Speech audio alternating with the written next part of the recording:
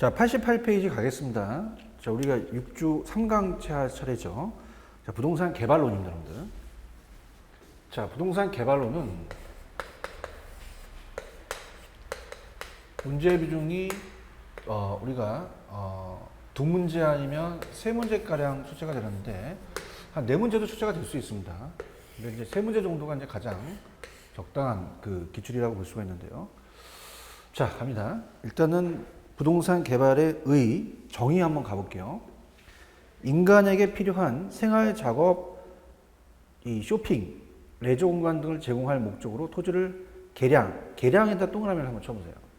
자, 우리가 그 토지의 유용성을 증진시키는 것이 이제 계량이라고 하는데요. 보통 농지 개발보다는 택지 개발을 얘기를 합니다. 택지가 부족하니까. 그래서 그렇게 염두를 보시면 돼요. 그러면 협의와 강의가 있는데, 자, 협의의 개발과 강의에 대한 개발이 있는데요. 자, 첫 번째는 이제 조성에 의한 개량과 건축에 의한 개량이라는 게 있습니다. 건축. 그럼 조성은요, 자, 땅이 울퉁불퉁하다. 그럼 땅을 판판하게 만드는 게 조성입니다. 자, 그 위에 건축물을 세우는 게 건축에 의한 개량이에요. 그러니까 조성에 의한 개량이 협이면 건축에 의한 개량이 광인데, 자, 이거 그냥 참고만 하시기 바랍니다. 그래서 조성은 먼저 협의라는 것은 택지 조성, 도로나 배수선과 같은 기본적 시설 설치, 조성, 이 토지를 판판하게만 토지 자체를 개량하는 거고요. 토지와 그 위에 개량물을 결합하여 실제 이용 가능한 부동산의 공간 창조, 건축에 의한 개량이라는 것은 토지 위에 건물이나 다리 같은 건조물을 세움으로써 토지의 유용성을 증가시키는 게 우리가 건축에 의한 개량이다. 이렇게 보시고요. 그 다음에 이제 외관에 따른 분류라는 게 있어요. 그래서 외관에 따른 분류다. 자, 그래서 유형, 무형, 복합적이라는 게 있습니다. 자, 그래서 복합 개념이라는 거 기억나시죠? 복합 개념 봤을 때 세 가지가 있어요. 이거 법률적, 경제적, 기술적이라는 걸 배우셨죠? 그래서 세 가지가 합쳐서 법경기입니다. 법경기. 그래서 기술적은 눈에 보이니까 유형이고요. 자, 법률적과 경제적은 무형이라고 했죠. 자, 예를 들어서 우리가 법률적은 지목 변경을 한다. 지목 변경을 한다는 것은 어떤 눈으로 보이지 않는 물리적 병을 초래하지 않습니다. 근데 우리가 그 유형이라는 것은 다리나 댐, 도로를 만든다는 것은 물리적 변형을 초래하죠. 그래서 우리가 이 유형이라는 것은 기술적인 거예요. 그래서 물리적 변형을 초래합니다. 그래서 실질적으로 직접적으로 토지의 물리적 변형을 초래해서 건축이나 토목공사, 토목공사 이런 것들은 눈에 보이죠. 그래서 유형이고요. 그 다음에 무형이라는 것은 어떻습니까? 경제와 법률적이 무형이에요. 그래서 무형적은 토지의 물리적 변형을 초래하지는 않습니다. 토지의 이용 상태의 변경을 초래하는 거죠. 그래서 용도 지역 지구의 지정이라든지 변경, 논지 전형들이 여기 들어갑니다. 토지 이용 가치를 증가시키는 개발입니다.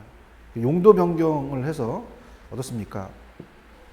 우리가 그린벨트를 해제한다든지 이런 것들이 되고요. 근데 복합 개발이라는 것은 이 두 가지를 더한 게 복합이에요. 그래서 복합적 개발은 유무형적 개발을 동시에 한다. 나중에 기본서가 나오면, 자, 이건 입문서기 때문에 간단하게만 돼 있어요. 그래서 나중에 기본서가 나오면 복합적이라는 것은 토지의 유형과 무형의 개발 행위가 동시에 이루어진다고 나올 겁니다. 그래서 토지 형질 변경 사업이라든지 아니면 도시 재개발 사업, 그다음 이런 것들, 도시 개발 사업 같은 게 들어간다. 그래서 복합적은 이제 공법 시간에 배우는 어떤 그 범위에서 우리가 사업 같은 걸 얘기를 합니다. 그다음에 개발의 목적은 택지 또는 주택의 대량 공급이라는 건 뭐 이해 가시겠고요. 부동산 개발의 주체가 중요합니다. 자, 부동산 개발의 주체. 자, 주체는 시험 문제 한번 나온 적이 있었어요. 그래서 우리가 세 가지가 있습니다. 제1섹터, 2섹터, 3섹터가 있죠. 제1섹터, 그 다음에 제 2섹터, 3섹터가 있습니다. 제 3섹터. 그래서 3섹터는 1섹터와 2섹터를 더한 거거든요. 그래서 1섹터는 공공부분. 그래서 공적 주체 중심입니다. 공적 주체 중심이고, 그 다음에 제 2섹터는 책에 보시면은 민간 부분이라고 되어 있죠. 민간. 자, 민간 부분은 사적 주체입니다. 사적 주체가 되고요. 합친 거는 제 3섹터다. 그래서 뭐 국가, 지자체, 공기업, 주택공사, 택지개발의 주도적 역할을 담당합니다. 그래서 우리가 이 제 1섹터가 먼저 이 공적이었죠. 개인이 먼저 개발하기 힘들었죠. 그래서 공적이 먼저 나왔고, 가건 우선적으로 제 1섹터입니다. 그래서 1섹터가 이제 됐고, 우리가 이 처음에는 이제 대량으로 택지 개발하다 보니까 1섹터가 나왔고, 그 다음에 제 2섹터는 주택건설 지정업자라든지 토지 소유자 조합이라는 얘기 들어보셨죠? 개인, 민간 부분입니다. 그래서 민간 부분과 공공 부분을 결합한 제 3섹터가 시험 문제 한번 나온 적이 있었어요. 그래서 이것도 한번 여러분들이 체크를 좀 해 두셔야 될 내용이고요. 그 다음에 부동산 개발의 분류가 신개발과 재개발이라는 게 있습니다. 자, 신개발은 우리가 도시 외곽을 배후도시 개발, 공당 조성, 아파트 지구 개발 사업하는 것이 신개발이에요. 그래서 위에 보시면은 한정되어 있는 토지 양을 집약적으로 이용하는 것을 목적으로 개발하고, 토지 형질 변경 사업, 일단의 주택지 조성 사업, 토지 구획 정리 사업입니다. 근데 오른쪽에 재개발이라는 것은 자, 어떻습니까? 우리가 재개발은 도시 안쪽의 도시 기능 회복을 위해서 개발하는 게 재개발이에요. 자, 그래서 재개발이라는 자체, 그러니까 재개발에 대해서 시험 문제가 그 박스가 시험 문제 잘 나옵니다. 그 박스에다가 별표를 쳐놓으세요. 그래서 최근 미국 등 선진국의 수복 개량 재개발을 중시하면서 우리가 그 4가지 개발 방식이 시험 문제 고자 시행 우리가 시험이 돼요. 시험이 출제가 되는데, 자, 이건 재개발에 대해서 시행 방법에 따른 분류입니다. 89페이지는 자, 재개발이 시행 방법에 따라서 분류가 나눠져요. 자, 그래서 아직 입문서이기 때문에 자, 우리가 내용이 어떻습니까? 정확하게 나오진 않았어요. 그래서 이제 재개발의 시행 방법에 따른 분류이기 때문에 자, 그냥 우리가 이걸 보수개철로 외우시라고 할 겁니다. 그래서 순서가 보수개철, 그래서 보존재개발, 그 다음에 수복재개발, 그 다음에 개량재개발, 철거재개발이라고 그래요. 자, 그래서 우리가 암기하시는 방식은 가장 소극적에서 가장 적극적으로 나열됩니다. 자, 그래서 우리가 요 순서, 그래서 보수개철로 암기를 하셔야 됩니다. 자, 철거라는 것은 전면 재개발입니다. 전면 재개발이고, 요 3가지는 부분 재개발이요. 자, 그러면 우리가 이제 보존서부터 가도록 하죠. 자, 보존이라는 것은 자, 생각을 해보세요. 우리가 신도시는 아직은 우량합니다. 그죠? 아직은. 그래서 아직은 우량하고 미래에 불량화가 될까봐 사전에 방지를 하는 거예요. 자, 우리가 이 신도시가 분당이나 이사 같은 데는 아직 신도시는 우량하죠. 근데 사전에 만약에 노후화 불량화가 지금 안 됐지만 사전에 방지하는 겁니다. 그래서 사전이라는 단어가 중요해요. 그래서 노후 불량화의 진행을 방지하기 위해서 가장 소극적인데, 자, 여기서 키포인트는 사전입니다. 사전에 방지를 해요. 노후 불량화가 안 된 거죠. 근데 수복이라는 것은, 자, 수복은 자, 우리가 이 보통 그 고치겠다. 현재가 불량하면 원상 때까지만 고치겠다는 거예요. 자, 그래서 올림픽을 치를 때마다 나오는 아테네 같은 데는요, 역사적 유물이 많습니다. 그러면 그거는 완전히 파손되는 게 아니라 원상 때까지만 고치는 거기 때문에 노후 불량화에 요인만 제거를 합니다. 요인만 제거. 요인만 제거가 수업 문제 한번 나온 적이 있었고요. 자, 개량이랑 철거라는 건 뭐냐면, 철거는 개발업자한테 굉장히 좋아요. 완전히 철거하니까. 완전히 제거입니다. 근데 완전히 제거를 해버리면 개발업자한테는 빨리 개발하기 위해서 좋지만 보존해야 될 문화재가 무너지겠죠. 그죠? 환경도 나빠지고요. 그래서 어떻습니까? 우리가 어떻습니까? 그 자체적으로 좋은 방법은 아니죠. 그래서 이제 이 철거는 개발도상국에서 많이 사용돼요. 근데 개량이라는 것은요, 완전히 철거가 아니라 부분이에요. 그래서 확장, 개선, 첨가라는 얘기를 씁니다. 그래서 자, 개량이라는 자체는 기존의 썰이 확장, 자, 개량이라는 게 우리가 개선이라는 게 빠졌죠. 개선, 첨가를 통해서 질적 수준을 높여서 도시 기능을 진행시켜요. 그죠? 이렇게 보시고, 철거라는 건 부적정한 환경을 완전히 제거시켜서 우리가 가장 적극적이다. 이렇게 봅니다. 자, 그러면 보존과 수복의 차이점은 보존은 노후 불량화가 안 됐지만 사전에 방지하는 거고요. 얘는 노후 불량화 돼서 요인만 제거한다. 그럼 보존이 가장 소극적이고 철거가 적극적이에요.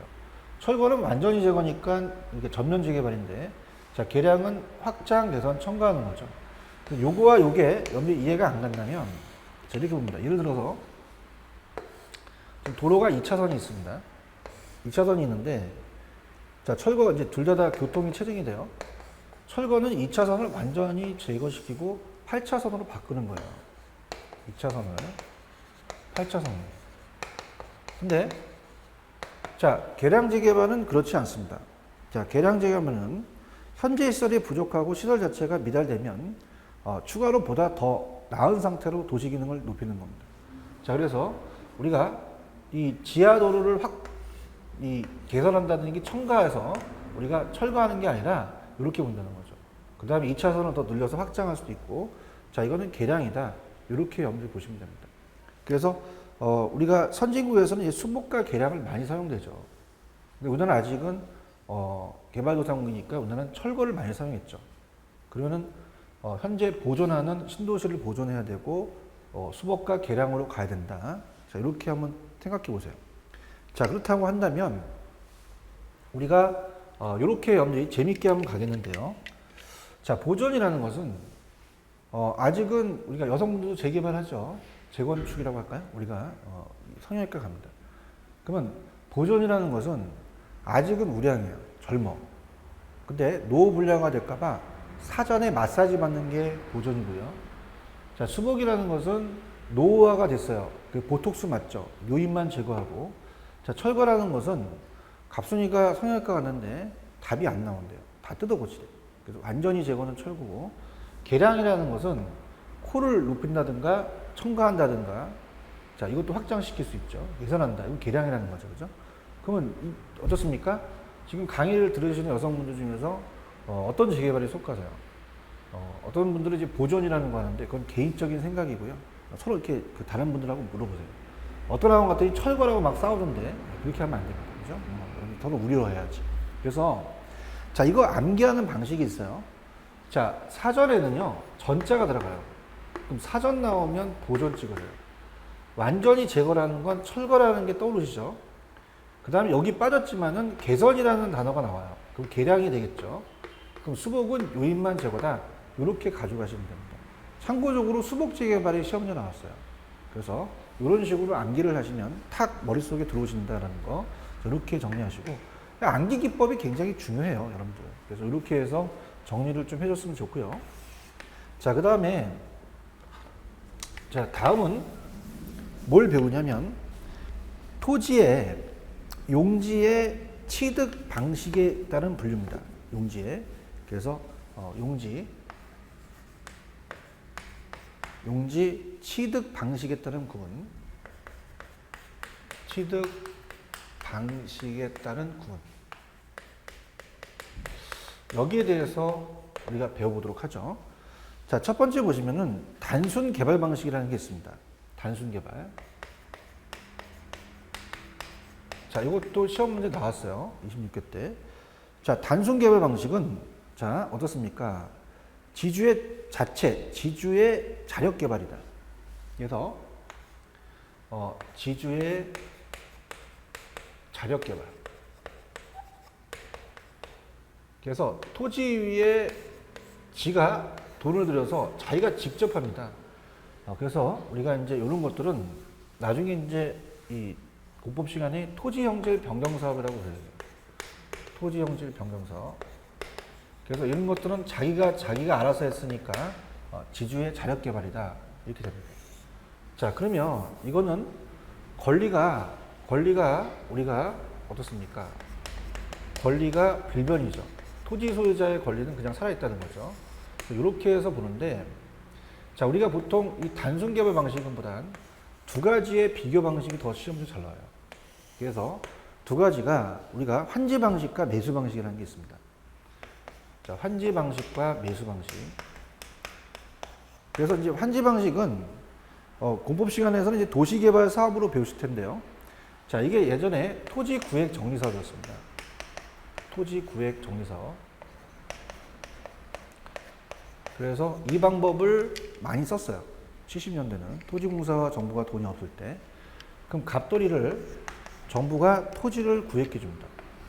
대지로서 이용수를 극대화시켜서 건축할 수 있게 만들어주죠. 자, 그러면 이렇게 토지를 구획해서, 자, 이렇게 해서 요것만 나중에 돌려줘요. 이 땅만 재분배합니다. 환지 방식이죠. 재분배. 그래서 나중에 공법 시간에 이 토지를 개발 비용에 대해서 이 어떻습니까? 개발한 땅에 대해서 개발비에 대해서 충당하는 땅을 채비지입니다. 그래서 채비지를 또 정부가 가져가기 때문에 이만큼만 돌려줘요. 그래서 환지 방식이 되죠. 그래서 환지 방식은 택지 개발의 방법으로 널리 활용되고, 개발 후에 개발된 토지를 토지 소유자한테 매수가 아니라 재분배라는 것 동그라미. 제가 이게 중요합니다. 그럼 토지 소유권은 원소유자에게 그대로 존재가 되죠. 그렇기 때문에 우리가 땅값이 막 7배나 뛴 적도 있었어요. 그래서 개발이익 환수의 성격으로 간보분이 이제 공제가 되죠. 간보분은 이제 어떻습니까? 그 채비지라는 얘기죠. 그래서 간보라는 것은 옛날에 어르신들이 거리를 잴 때는 보통 메달로 잰 게 아니라 보로 쟀죠. 간보라는 것은 거리가 줄어들었다는 겁니다. 그럼 권리가 축소된 거죠. 그래서 이게 토지구획 정리사업이 대표적입니다. 자, 그러면 아까는 권리가 불변이었는데요. 얘는 권리가 축소됩니다. 권리 축소. 자, 요게 이제 가장 키포인트가 되겠죠. 권리 축소가 됩니다. 근데 환지 방식을 옛날에는 70년대 토지공사와 정부가 많이 사용했는데요. 자, 이게 지가가 7배나 막 뜁니다. 그래서 투기가 막 발생합니다. 그래서 80년대에서부터 공영개발 방식으로 바뀌어요. 택지 공영개발이라고 하죠. 자, 그래서 매수 방식을 사용합니다. 그래서 목동이나 안산 신도시서부터 지금 예전에 판교까지 우리가 다 이 매수 방식을 사용합니다. 자, 매수 방식은, 자, 환지 방식과 매수 방식을 비교해야 되는데요. 자, 매수 방식은 옛날에 토지공사였죠. 지금 우리가 LH공사라고 하는데, 자, 그럼 어떻습니까? 개인의 땅을 수용해 버립니다. 자, 수용해서 나중에 이걸 개발을 해서 어떻습니까? 건설해서 파는 거죠. 그래서 우리가 대표적인 게 택지 공영개발, 택지 공영개발 사업. 택지 공영개발 사업은 이제 신도시 개발이라고 볼 수 있어요. 자, 그럼 개인의 땅을 먼저 뺏어버리니까 권리가 우리가 완전히 소멸됩니다. 소멸된다. 그래서 권리 소멸이다. 이렇게 됩니다. 그래서 이제 어떻습니까? 매수 방식은 전면 매수죠. 이 택지 공영 개발 사업이 대표적이에요. 그래서 어떻습니까? 우리가 그 개인의 땅을 전면 다 수용해 버리니까, 뺏어 버리니까 어떻습니까? 공영 개발 사업이 대표고, 토지 소유자의 권리가 사라지니까 사업 계획이 높아져요. 사업 계획이 사업성이나 계획성이 높아지고요. 사업 계획이 용이하고, 근데 중요한 건 재산권의 상대적 손실감으로 인해서 민원 발생 우려가 발생한다는 것은, 자, 우리가 보통 보상을 해주게 되면 실거래로 아니라 공시지가로 해주거든요. 그래서 이런 민원이 발생할 수 있다는 거. 자, 혼합 방식이라는 것도 잘 나옵니다. 혼합은 간단히 얘기해서 환지와 매수 방식을 혼합한 겁니다. 혼합 방식. 그래서 자, 혼합 방식은, 자, 거기 보시면은 환지와 매수를 혼합했죠. 그래서 도시개발법에 의한 도시개발 사업이다. 이렇게 가지고 합동하고 신탁 개발은 거의 출제가 잘 안 돼요. 그냥 합동은 토지 소유자, 사업 시행자, 건설업자 합동으로 대상 토지를 전략 매수해서 택지로 개발하고, 신탁이라는 것은 나중에 이 밑에 토지 신탁이라는 게 있어요. 그래서 위탁자와 수탁자의 신인관계를 바탕으로 하는 개발이다. 그래서 합동 개발과 신탁 개발이 있다. 이렇게 여러분들 가시기 바랍니다. 자, 그래서 그런 식으로 여러분들 이제 보시면 되고요. 그 다음에 밑에 보시면 비공용 개발이라는 게 있습니다. 자, 공용 개발은 정부가 하는 건데, 비공용 개발은 민간에 의한 토지 개발이죠. 그래서 넘겨보시면은 90페이지 부동산 공용 개발은 주체가 정부예요. 그래서 공용 개발은 공익성이나 사익성이 아니라 공공성, 공익이나 공공성을 중시해서 정부나 지방자치단체가 직접 부동산 시장에 개입하는 것이 공용개발입니다. 그러니까 정부가 공용개발을 하는 이유는 시장 실패를 수정하기 위해서, 우리가 시장 실패라는 것은 정책 때 배웠죠. 그래서 효율성과 상평성을 또 추구하기 위한 목적, 두 가지 또 조화가 중요한 거죠. 이용을 잘하자, 분배를 잘하자는 또 조화가 중요하다. 같이 본다. 이렇게 해서 보시는데, 공용개발은 아까 봤던 매수 방식이기 때문에 그냥 거기에서 판지와 매수 방식을 비교하는 것 쪽에서 나오지만, 우리가 실질적으로 나온다는 것은, 자, 우리가 전 페이지 가시면 비공용 개발 방식이 나옵니다. 여기가 이제 시험 문제인데요. 자, 비공용 개발 방식이 우리 시험 문제에 나올 가능성이 높아요. 그래서 비공용 개발 방식에 어떤 것들이 있는지를 우리가 봅니다. 그래서 민간에 의한 토지 개발인데, 그래서 민간 개발 방식이라 이렇게 또 학자들은 얘기합니다. 민간 개발 방식.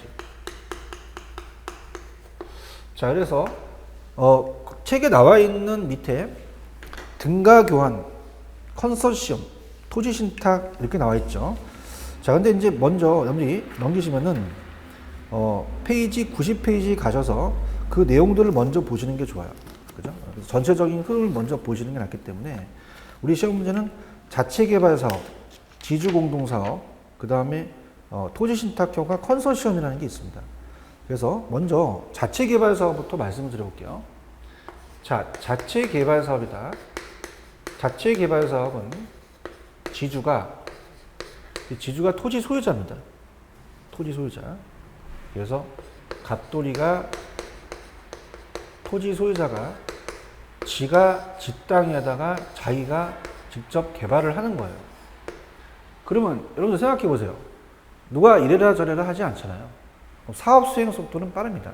가장 많은 형태나, 그렇지만 위험이 높다라는 게 단점이죠. 그래서 자체 개발 사업은 토지 소유자가 직접 개발한다.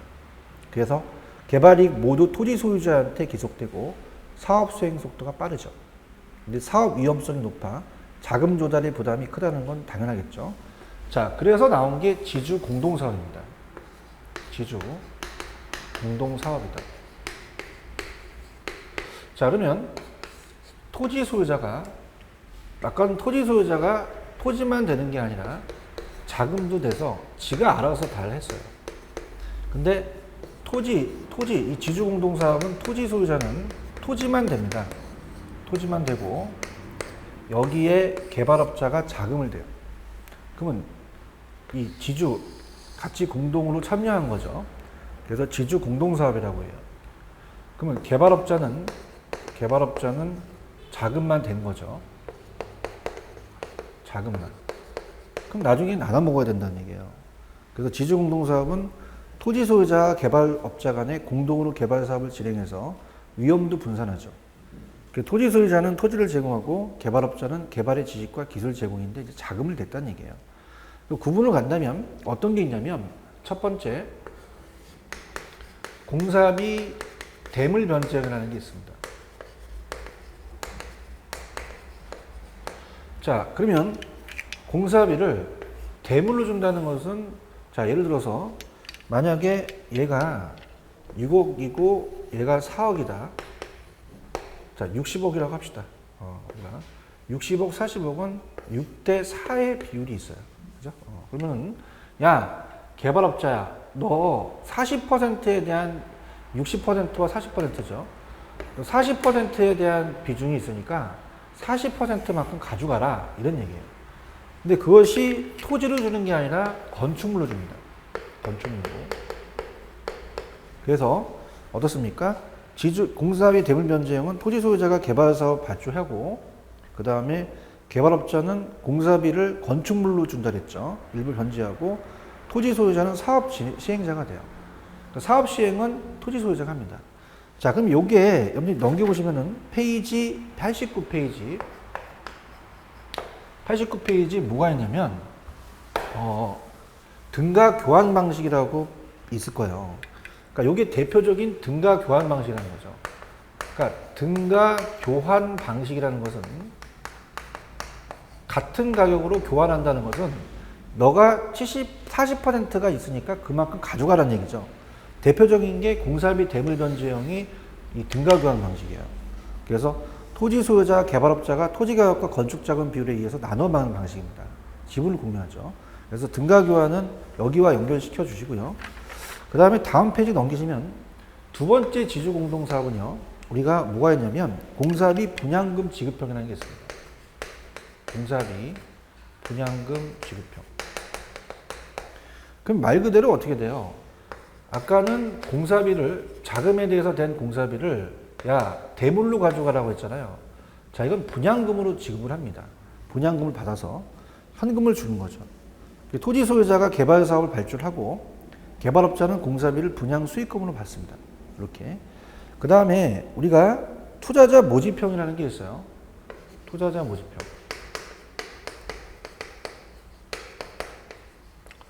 그래서 우리가 금융 파트에서 신디케이트라는 거 배우셨잖아요. 투자자 모집형. 이 신디케이트 방식이에요. 투자자를 모집합니다. 그래서 개발업자가 투자자로부터 자금을 모집해서 투자자에게 투자 수익 또는 지분을 보장한다. 그렇게 가져가세요. 나중에 이제 기본소가 나오면 뭐 조합 아파트와 연결시키겠는데 여기 안 나왔기 때문에 그렇게만 보시겠습니다. 그 다음에 네 번째는 사업 위탁형이라는 게 있어요. 이 사업 위탁형이라는 자체가 자, 우리가 이 앞쪽에 이제 토지 신탁과 연결을 해야 됩니다. 그래서 일단은 사업 위탁형이 어떤 건지 말씀을 드리며 앞 페이지 토지 신탁과 연결해서 가도록 하죠. 자, 사업 위탁형이라는 것은요. 사업을 위탁합니다. 그래서 사업 수탁형이라고도 나오는데 자, 지금 토지 소유자가 있죠. 토지 소유자 갑돌이가 자, 개발업자한테 개발의 노하우만 제공받습니다. 개발업자한테. 그럼 토지 소유자가 맡겼으니까 얘를 위탁자라고 하고 이 업무를 수행하는 사람이 수탁자라고 얘기를 합니다. 그럼 얘는 소유권은 이전하지 않아요. 소유권은 절대 이전하지 않은 상태에서 얘가 개발의 노하우만 받고 나중에 수수료만 챙겨 먹습니다. 자, 그러면 사업위탁은 토지 소유자가 개발 사업의 일체를 업자에 위임합니다. 그래서 어떻습니까? 자금 조달은 토지 소유자가 돼요. 분양 임대는 개발업자가 하죠. 그래서 개발의 노하우만 제공받습니다. 그래서 수수료만 챙겨 먹는데 자, 이게 이제 넘기시면은 전 페이지 가시면 토지 신탁형이라는 게 있어요. 토지 신탁형. 토지 신탁형은 지주 공동 사업이 아닙니다. 그래서 시험 문제가 민간 개발 방식은 자체 개발 사업, 지주 공동 사업, 그 다음에 뭐가 있냐면 토지 신탁형, 그 다음에 컨소시엄이 있다고 시험 문제 나왔었어요. 그러니까 전체적으로 본다면 이렇게 됩니다. 컨소시엄. 그래서 제가 이렇게 나누는 거는 어떻습니까? 자체적으로 시험에 나왔던 부분이기 때문에 이렇게 씁니다. 자체 개발 사업, 지주 공동 사업, 토지 신탁형, 컨소시엄으로 나눠진다는 것을 나중에 기출 문제 때 보여드리도록 하죠. 그럼 토지 신탁형은 자, 지주 공동이 아니에요. 지주 공동은 사업 위탁입니다. 토지 신탁은 다르게 봐야 돼요. 그럼 시험 문제 사업 위탁형과 이 전체에 대한 토지 신탁형이 비교 문제가 나옵니다. 자, 번호를 다시 매길게요. 큰 1번을 해야겠죠. 아까 작은 1번들이 나오니까. 그래서 얘는 큰 1번. 얘는 동그라미가 아니라 큰 2번. 그 다음에 큰 3번이 토지 신탁입니다. 토지 신탁형. 그 다음에 4번이 전체 컨소시엄이죠. 컨소시엄. 자, 그러면 자, 아까 얘랑 비교해서 나온다 그랬는데요. 자, 우리가 토지 신탁형은 소유권이 넘어갑니다. 자, 좀 전에 어떻어요? 우리가 사업위탁형은 소유권은 절대 넘어가지 않죠. 그래서 얘는 토지 신탁, 사업을 위탁이나 수탁한 게 아니라 토지를 신탁한 거야. 그럼 토지 자체를 넘긴 거죠. 그래서 우리가 갑이라는 토지 소유자가 소유권을 넘겼어요. 근데 그것이 사실상이 아니라 형식적으로 소유권을 이전합니다. 소유권 이전. 그래서 나중에 이제 공시법 시간에 부기등기라는 걸 배우실 거예요. 그러면 신탁회사한테 소유권이 넘어갑니다. 아까는 소유권이 안 넘어갔죠. 자, 그러면 아까는 사업위탁형은 자, 토지 소유자가 토지도 제공하고 토지 소유자가 자금도 됩니다. 그래서 자금, 돈, 토지를 다 되는 거죠. 근데 이 토지 소유자가 얘한테 다 넘겼기 때문에 이 신탁회사가 토지 수요자가 됩니다. 토지 소유자. 그래서 토지에 대한 그 소유자가 되고 자금이 나왔었어요. 사업위탁은 자금을 토지 소유자가 돼요. 근데 넘어갔기 때문에 신탁회사가 자금을 됩니다. 자기 신용으로. 그 다음에 세 번째, 그럼 모든 명의를 사업 명의를 신탁회사 명의로 가요. 모든 책임이 신탁회사한테 있겠죠. 그래서 우리가 어떻습니까? 이 책임을 져야 됩니다. 근데 형식적이니까 나중에 토지를 돌려줘요. 얘도 나중에 수수료만 남기겠죠. 수수료 문제가 생깁니다. 그래서 토지 신탁형 들어가 볼게요. 자, 사업위탁형과 유사합니다. 근데 형식적으로 소유권이 이전한다는 게 틀리죠. 소유권이 개발업자에게 이전된다. 개발업자보다는 신탁회사라고 얘기를 해야죠. 그래서 신탁기간이 종료되면 토지 소유자 건물을 반환해야죠. 자금 조달은 제가 신탁회사가 자금 조달을 한다고 했어요. 자금 조달. 자, 그래서 봅니다. 그래서 예전에 얘가 맡긴 애를 위탁자라고 아까 말씀드렸고요. 이걸 맡겨서 하는 애를 수탁자라고 합니다. 그래서 토지 신탁 방식은 위탁자가 자금을 조달하는 게 아니라 신탁회사가 자금을 조달한다. 수탁자가 자금을 조달한다. 이렇게 나왔어요. 자, 이런 식으로 보시면 되고요. 그 다음에 컨소시엄이라는 게 있습니다. 자, 우리가 법인끼리 컨소시엄 한다는 얘기 많이 들으셨을 거예요. 그래서 내부적으로 협력 사업이 돼서 법인이 주관사가 될 수 있고 협력에 대한 그 사가 될 수 있어요. 컨소시엄은 낙찰받기 위해서 자기 그 컨소시엄에 대한 법인을 설립하겠죠. 그래서 보통 대규모 사업에 되고요. 법인 간의 컨소시엄을 구성합니다. 그래서 얘는 대규모라는 것 박스 개발 사업. 사업이 안정적이고 사업 시행 기간이 장기 책임 회피 현상이 발생할 수가 있다는 것은 자, 일단은 요거는 가장 키포인트는 대규모예요. 대규모고 그 다음에 거의 다 토지 소유자가 등장하는데 얘만 법인간입니다. 법인간이고 자, 이렇게 봅니다. 자체 개발 사업은요. 자, 혼자서 하다 보니까 사업 수행 속도는 빨라요. 근데 위험이 크죠. 근데 컨소시엄은 여럿이서 해. 그럼 위험이 분산된단 말이에요. 그래서 안정적이지. 그러나 사고기 많으면 배가 산으로 가. 그래서 사업 기간이 장기 또 가게 되면 책임 회피 현상이 또 발생할 수 있다. 자, 이렇게 정리하시기 바랍니다. 그 다음에 넘겨보시면은 우리가 딱 하나 남았어요. 구차지 방식과 신차지 방식이 나옵니다. 그럼 구차지 방식과 신차지 방식은요. 자, 지금은 구차지 방식을 사용하지 않아요. 자, 그래서 우리가 이 지주공동 사업에 얘가 들어갑니다. 그래서 이 지주공동 사업 5번에 차지 방식은 지주공동에 들어가요. 차지라는 것은 땅을 빌린 거죠. 일본 말인데요. 그래서 구차지와 신차지입니다. 그러니까 구차지는 옛날 차지 방식은 차지인이 토지 소유자한테 권리금을 지불했어요. 그래서 개발 비용을 차지인이 부담하면서 했는데 신차지 방식은 차지 계약 시 권리금을 지불받지 않습니다. 차지 계약 기간 중에 고액의 지대가 지불되고 계약이 만료되면 토지를 빌렸기 때문에 토지는 무상반환, 건물은 시가로 양도한다는 게 시험제가 나와요. 자, 그래서 차지는 땅을 빌린 겁니다. 그래서 갑이라는 토지 소유자가 개발업자한테 땅을 넘긴 게 아니라 빌려준 거죠. 임차권을 준 거예요. 임차권. 그래서 여기 이제 신차지 방식이죠. 그래서 임차권을 줘서 빌려준 거죠. 그러면 거기다가 건물을 줘서 임대를 해서 임차인한테 임대료를 받겠죠.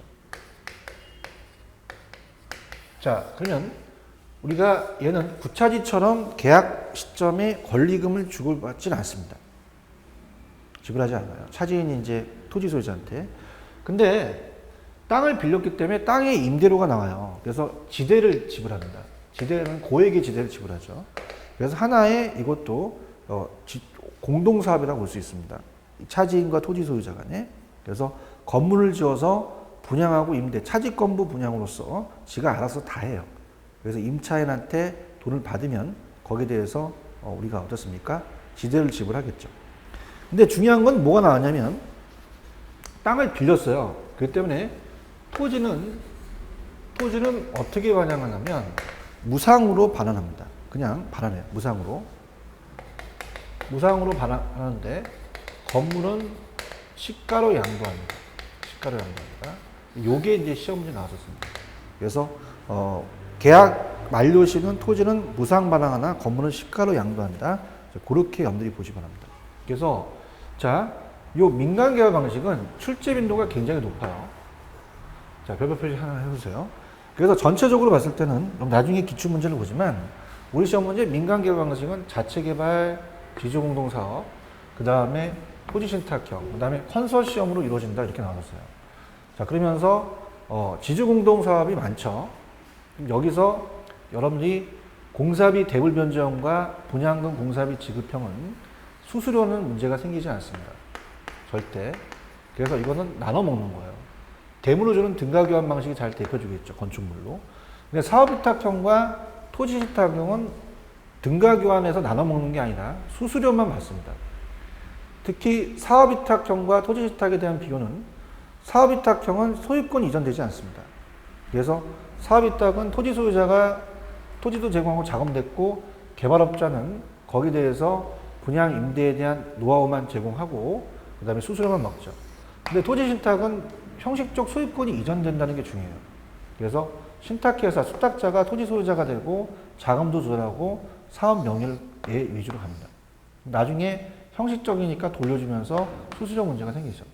그러니까 얘네들은 수수료 문제가 생긴다는 건 공통점입니다. 그래서 나중에 문제를 풀겠지만, 자, 지금 제가 굉장히 2016년 내년에 27회를 대비해서 요약서를 만들고 있습니다. 기가 막힌 거 만들고 있어요. 제가 기대하십시오. 그래서 딱 여러분들이 그 시험장 가기 좋게 딱 거기에 대해서 테마만 딱 놓기 때문에 지금은 여러분들 그냥 내용만 나와 있어요. 특히 기본서가 나오면 또 내용도 나오긴 하는데, 자, 이거를 한눈에 딱 볼 수 있게끔 제가 해드릴 겁니다. 그래서 그렇게 여러분들이 지금 제가 한 것들을 그냥 그런 식으로 나눈 것만 가지고 가죠. 그래서 이런 식으로 있다라는 거 전체적인 틀을 보세요. 자체 개발 방식 혼자서 하고 지주공동 컨소시엄 같이 한다. 이렇게 해서 보시고요. 차지 방식은 지주공동 사업에 들어간다. 이렇게 해서 지주공동 사업은 5가지가 있다. 이렇게 정리해 주시면 여러분이 나중에 기본소가 나오면 그때 가서 또 말씀을 또 드릴 겁니다. 자, 부동산 공영개발은 제가 말씀을 드렸고요.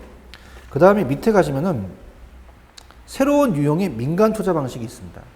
그래서 왜 민자 유치한다는 얘기 많이 들어보셨잖아요. 그죠? 그래서 요거는 이제 여러분이 이제 어려운 게, 자, 제가 그 말씀을 드렸지만 물론 뭐 다 자기 자랑은 다 합니다, 강사들이. 그래서 지금 제가 강남에서 그 해커스라는 데서 강의를 하고 있는데요. 그 강남에 있는 그쪽의 수강생들이나 아니면 전국에 있는 수강생들이 작년에 제가 출제한 26회의 것이 95%가 출제됐다고 말을 합니다. 자, 나중에 기출문제를 보시면요. 제가 뭘 했냐면 BTO 방식을 굉장히 강조했어요. BTL과 BTO의 비교가 나올 것이라는 걸 분명히 말씀드렸거든요. 근데 여기는 BTO와 BTL, 특히 BTO 방식이 세부적으로 나와 있지는 않습니다.